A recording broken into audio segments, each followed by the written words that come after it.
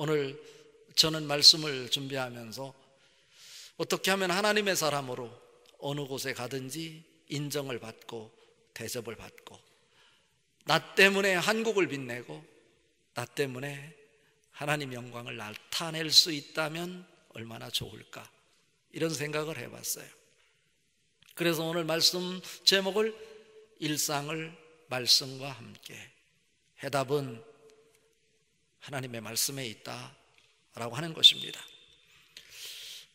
어느 초신자가 교회를 왔는데 교회에서 초신자들에게 액자를 이렇게 선물을 하나씩 했는데 그 액자에다가 뭐라고 썼냐면 물된 동산이라고 써서 주었어요.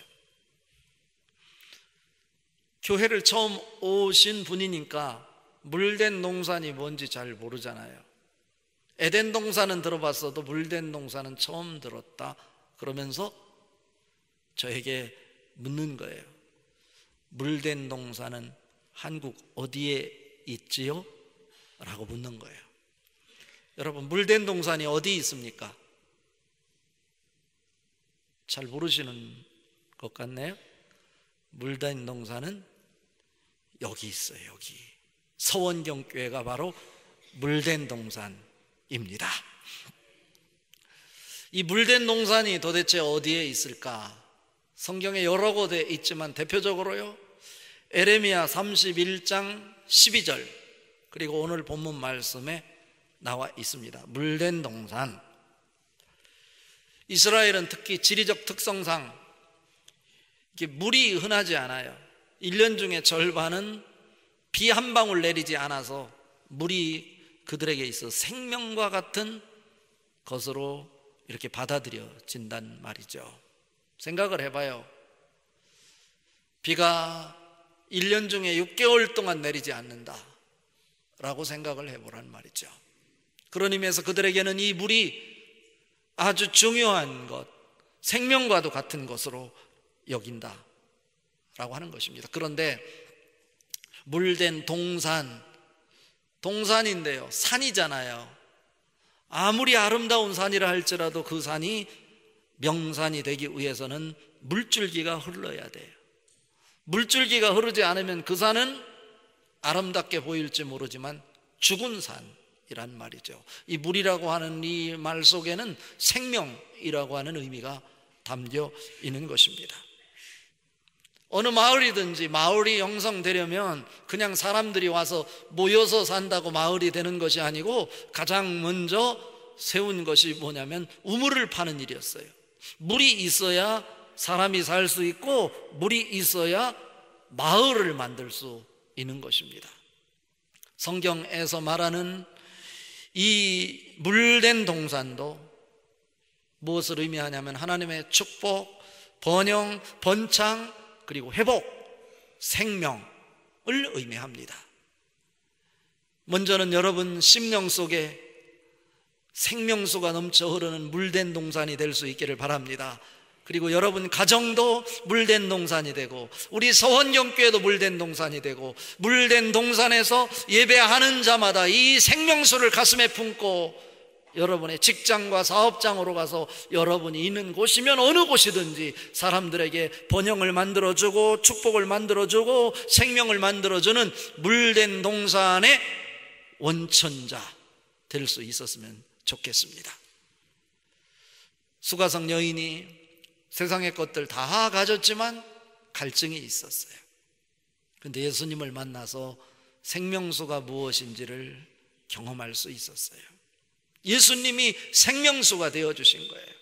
요한복음 4장 13절 14절에 보니까 이 물을 마시는 자마다 다시 목마르려거니와 내가 주는 물을 마시는 자는 영원히 목마르지 아니하리니 이 물을 마시는 자는 그 속에서 영생하도록 솟아나는 샘물이 되리라, 이렇게 말씀하셨어요. 요한복음 7장 38절에도 나를 믿는 자는 성경의 이름과 같이 그 배에서 생수의 강이 흘러나오리라 하시니 라고 말씀하셨어요. 여러분의 인생 속에, 여러분 마음 속에 생명수인 예수님이 중심에 자리 잡고 계시기를 바랍니다. 그분이 자리 잡고 있으면 그분이 메마른 곳에서도 생명수를 넘쳐 흐르게 하는 생명수 자체가 되게 한다, 이런 말씀입니다. 저는 오늘 말씀을 묵상하면서 그렇다면 어떻게 하면 우리에게도 생명수가 넘쳐 흐르는 물된 동산이 되게 할까, 이런 생각을 해보면서 그 해답을 오늘 본문 말씀을 통해 찾아보려고 하는 것입니다. 오늘 예배한 여러분들, 이 생명줄기를 붙잡음으로 여러분이 계신 곳에 모두가 생명수가 넘쳐 흐르는 물된 동산 만들어낼 수 있기를 바랍니다. 첫 번째로, 일상에서 말씀을 붙잡고 사는 일입니다. 이게 오늘 말씀의 해답이에요.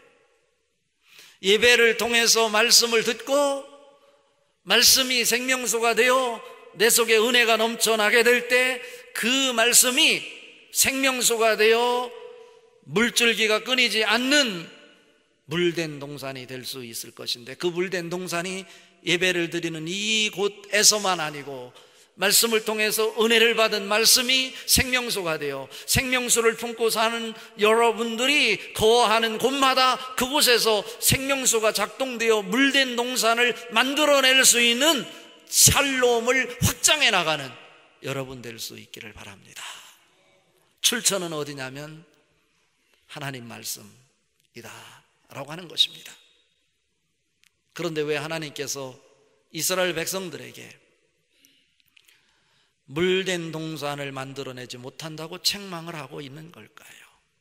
결론은 그들이 예배는 하지만, 하나님을 사랑한다고 하지만 하나님 말씀을 붙잡고 살아가지 않기 때문에 그렇습니다. 자, 오늘 읽은 말씀 중에 8절 9절 같이 한번 읽어봅니다. 8절 9절, 그리하면 내 빛이 새벽같이 비칠 것이며 내 치유가 급속할 것이며 내 공의가 내 앞에 행하고 여호와의 영광이 내 뒤에 호위하리니. 9절, 내가 부를 때에는 나 여호와가 응답하겠고 내가 부르짖을 때는 내가 여기 있다 하리라. 만일 내가 너희 중에서 멍에와 손가락질과 허망한 말을 제하여 버리고. 봐요,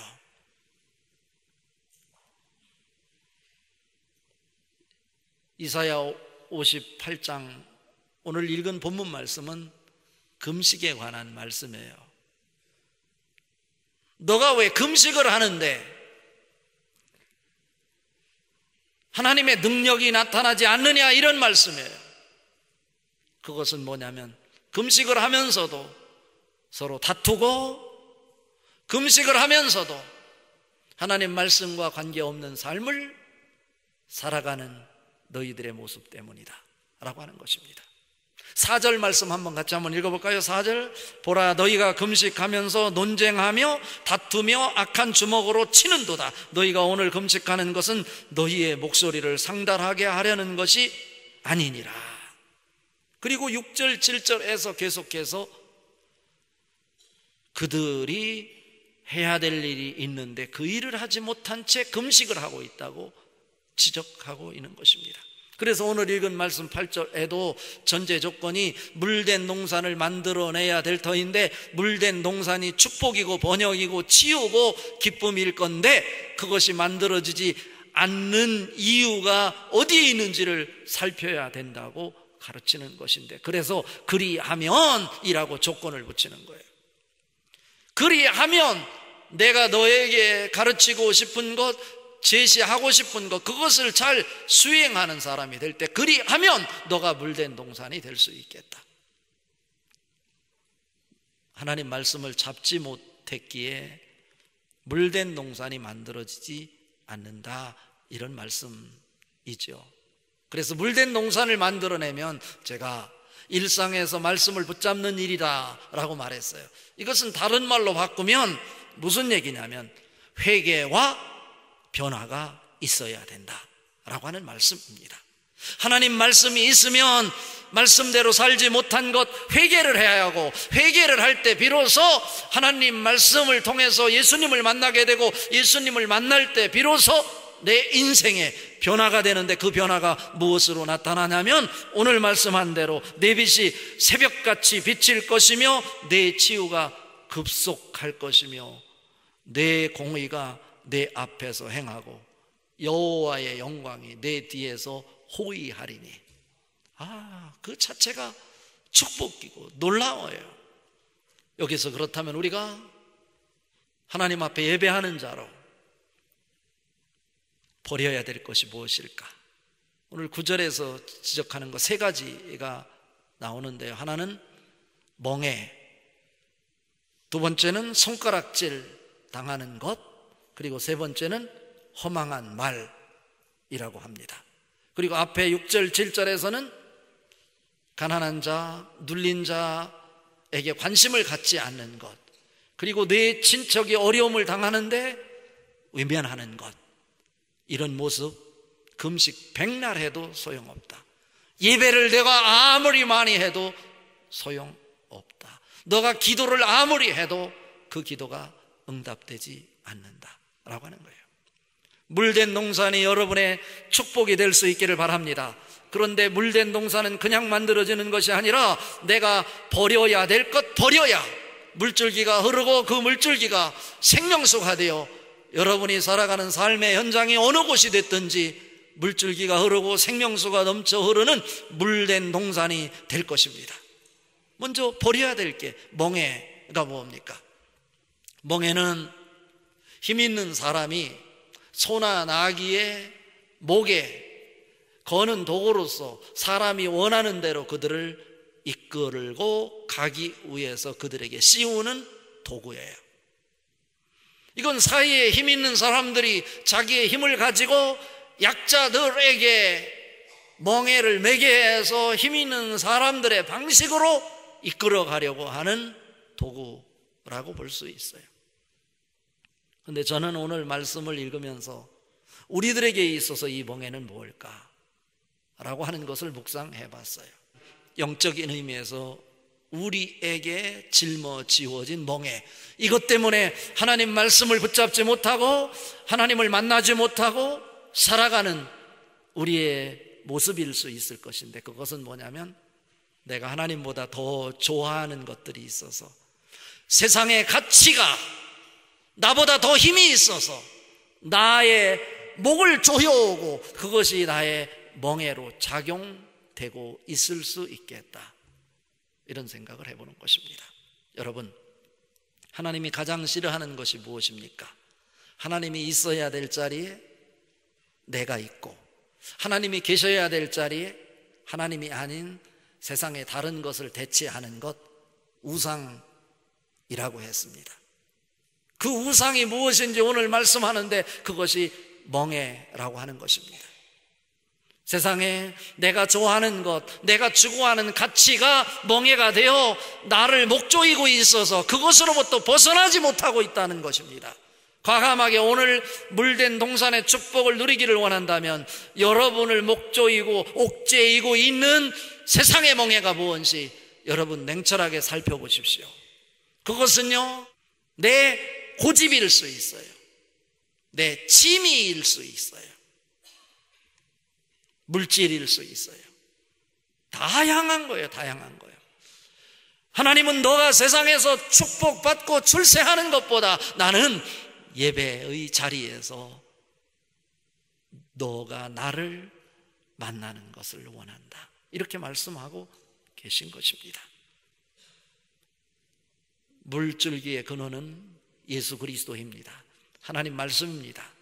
그런데 내가 예배는 하지만, 말씀을 듣고 아멘은 하지만 내가 살아가는 일상의 삶 속에서는 말씀이 아닌, 말씀과 관계없는 내 가치를 가지고 살아가는 이 모습, 이것이 바로 멍에 의해서 내가 조정되고 그 멍에 의해서 내 인생이 그 멍에를 향해 쏠리고 있다라고 하는 것을 보여주는 모습입니다. 예수님께서는 이러한 모습에 사로잡혀 있는 바리새인과 서기관들을 향해서 회칠한 무덤이라고, 이렇게 책망을 하고 계시는 것입니다. 누군가 눈치를 보고 형식에 얽매여 세상의 가치에 멍해가 나에게 씌워져 있으니까 예배가 재미가 없고 실증이 나고 그저 주일날 와서 예배를 드렸으니까 나는 예배했다 라고 생각하는데, 하나님은요 영과 진리로 예배해야 된다고 말씀하십니다. 아버지께서는 자기에게 이렇게 예배하는 자들을 찾으시느니라. 하나님은 영이시니 예배하는 자가 영과 진리로 예배할지니라. 아멘입니다. 하나님은 영이세요. 하나님이 영이신 이상 예배하는 자는 하나님과 만남이 있어야 되는데, 하나님과 만남을 가지려면 육체를 가지고 세상에 살던 나가 육체의 모습으로 이 자리에 나와서는 영이신 하나님을 만날 수 없는 것입니다. 내가 세상의 것들 다 후를 털어버리고 나가 영적인 자세로 영적인 것에 집중하여 있을 때 영이신 하나님이 영이신 영으로 모아진 나를 만날 수 있는 것입니다. 진리는 뭡니까? 말씀 아닙니까? 그럴 때 비로소 하나님 말씀이 나에게 보이는 것입니다. 여러분, 살아가는 일상의 삶 속에 먼저 예배를 통해서 영이신 하나님을 만나기 위해서 나에게 멍에를 짊어지고 있는 세상의 가치들이 무엇인지 돌아다보고 그것을 과감하게 벗어버릴 수 있기를 바랍니다. 그리고 두 번째, 손가락질 당하는 것 무엇입니까? 혹시 여러분이 하나님을 믿는다고 하면서도 세상에서 하나님의 말씀과 관계없는 삶을 살아가니까 세상 사람들이 니나 내나 똑같다 이러는 거 아니겠어요? 적어도 우리가 하나님 말씀 붙잡고 하나님의 사람으로 살아간다면 세상 사람들과 나가 추구하는 가치가 달라야 되고, 살아가는 삶의 현장에서도 그들이 하기 싫은 것 나는 하나님 때문에 기쁨으로 할 수 있는 모습을 보일 수 있어야 하는 것입니다. 사람은 누구나 약점이 있어요.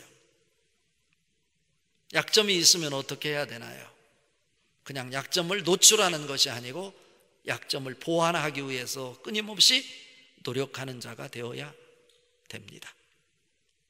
축구하는 선수들도 타고날 때부터 운동신경이 발달된 사람도 있겠지만 자기의 부족한 부분이 무엇인지를 끊임없이 보완해내는 거죠. 훈련을 통해서. 그럴 때 훌륭한 선수가 되는 것처럼 우리도 하나님 앞에 귀하게 쓰임받기 위해서 나의 약점이 무엇인지를 발견하면 그것을 고치기 위해 끊임없이 노력하고 내 힘으로 되지 않으면 하나님 앞에 나와서 기도하는 모습을 보여야 되는 것입니다. 그런 모습 보고 하나님께서 오늘 말씀합니다. 내가 부를 때 하나님이 뭐라고 하는 거예요? 나 여호와가 응답하겠고 내가 부르짖을 때 내가 여기 있다 하리라. 그래서 하나님과 소통이 되는 거예요. 사람은 누구에게나 이 아킬레스건이 있어요. 약점이 있어. 우리 신앙어로 말하면 직무유기라는 말이 있어요. 이건 직장에서도 교회에서도 마찬가지인데, 직무유기라고 하는 것은 뭐냐면 자기에게 맡겨진 일이 있는데 그 일을 감당하지 못하는 이 태도. 그런데 자기 일을 감당하지 못하는 거로 끝나지 않고 직무유기하는 사람들의 특징이 있는데, 자기 것은 하지 않고 남의 것들에 대해서 판단하고 비판하고 시기하고 그래서 분열을 조성하고 이러는 모습들이 나타나게 된다라고 하는 것입니다. 성경에서는 이런 자를 아무리 그가 예배를 해도, 아무리 성경에 대한 지식이 많아도 분열을 조성하고 이런 공동체를 흔드는 이런 모습, 아직 어린 아이 같다라고 고린도전서에 보면 이야기하고 있어요. 아직 육신에 속한 사람이다. 그것은 자기 자아를 버리지 못했기 때문에 그런 것이다 라고 말하는 것입니다. 자기의 일을 감당하지 못할 때 우리에게 나타나는 것들, 자기 일은 제대로 하지 않고 상대방이 하는 일에 대해서 트집을 잡고 시기하고 질투하고 분쟁을 일으키는 모습, 혹시 나에게는 그런 것들이 없는지, 그것들을 벗어버려야 된다. 그 얘기는 결국 뭐냐면 남의 것들에 대해서 이렇다 저렇다 판단하지 말고 너에게 맡겨진 그 일에 집중하여 그 일에 최선을 다하는 모습을 보여야 된다. 왜냐하면 말씀을 붙잡은 사람은 말씀에 근거해 자기 생각을 내려놓고 맡겨진 일에 충성하는 모습이기 때문에 그렇다라고 하는 거예요. 또 하나가 있다면 오늘 보니까 허망한 말이라고 했죠. 여기서 허망한 말이라고 하는 것은 사전적 의미를 찾아보니까 거짓이 많고 근거가 없는 말이라고 나와 있어요. 우리 사람들이 모이는 곳에 늘 말이 무성하잖아요. 특히 교회. 근거도 없는데 거짓을 섞어서 추측을 해서 자기가 상상으로 해서 이렇다더라 저렇다더라, 이것이요 사람을 죽이기도 하고 살리기도 한다는 사실, 아마 이스라엘 백성들에게 예배는 했지만, 그들이 하나님을 사랑한다고 했지만 그들에게 그런 모습이 있었던 것 같습니다. 그래서 잠언 25장 25절에는 이렇게 말씀하고 있어요. 먼 땅에서 오는 좋은 기별은 목마른 사람에게 냉수와 같으니라. 여러분, 좋은 것만 찾아서 좋은 것만 전달하고 나누는 모습이 이곳저곳에서 나타날 수 있기를 바랍니다. 그럴 때 비로소 자기 말씀이 일상 속에 있으면 어느 곳에 있든지 1차적으로는 예배에 집중해서 예배를 통해서 하나님 말씀이 여러분에게 강력하게 생명으로 들려질 수 있기를 바랍니다. 그 말씀이 생명이 되어 여러분을 살려낼 수 있기를 바랍니다. 하나님의 말씀은 살았고 활력이 있어 좌우의 날선 어떤 검보다도 예리하여 혼과 영과 및 관절과 골수를 찔러 쪼개기까지 한다고 그랬어요. 그 말씀이 내 중심에 있으면 내가 아무리 좌절과 절망과 어둠이라 할지라도 다시 생명력으로 살아나서 물줄기가 흐르는 물된 동산이 될 것입니다. 중심에 하나님 말씀이 있는지를 살펴보십시오. 오늘 보십시오. 8절에 하나님 말씀이 있으면 그 자가 물된 동산이 될 것인데, 그리하면 이 세 가지를 제하려 버리면 여러분에게 어떤 일이 나타나냐면 새벽같이, 빛이 새벽같이 비칠 것이요. 여기서 말하는 빛은 태양빛을 얘기하는 것 아닙니다. 생명의 근원이신 예수 그리스도를 얘기하는 것입니다. 그리고 내 치유가 급속할 것이며, 여러분이 아무리 질병에 걸려서 신음할지라도 육체적인 질병뿐 아니라 영적인 질병, 마음의 질병, 우울증이라 할지라도 말씀이 중심에 있을 때 신속하게 치료가 될 것입니다. 중심의 말씀이에요. 그리고 내 공의가 내 앞에 행하고, 이 공의가 무엇입니까? 나는 죄인인데 예수 믿는 것 하나 때문에 예수님을 영접하고 말씀을 중심에 두었더니 나를 죄인이 아니라 의인이라고 불러주신대요. 그리고 여호와의 영광이 내 뒤에서 호위하리니, 하나님께서 우리 하시는 일마다 응원하신대요. 이것이 축복이 아니겠습니까? 그럴 때 우리 중심에는 하나님 말씀이 있고 내 뒤에서 우리를 응원하는 하나님의 영광이 나를 에워싸고 있기 때문에 내가 힘들 때마다, 어려울 때마다 여호와여 하고 부르짖게 되는데, 여호와여 이름만 불러도 하나님 말씀하시기를 나 여호와가 여기 있다. 그리고 내가 힘들어서 하나님을 향해서 부르짖을 때 내가 응답하겠고, 이런 축복, 하나님과 나가 떨어져 있는 것이 아니라 어느 곳에 있든지 하나님과 나가 영적 소통이 이루어지는, 그래서 치유가 나타나고 하나님의 영광이 나타나고 하늘의 빛이 내 삶 속에 빛나는 이런 축복의 주인공들 다 될 수 있기를 바랍니다.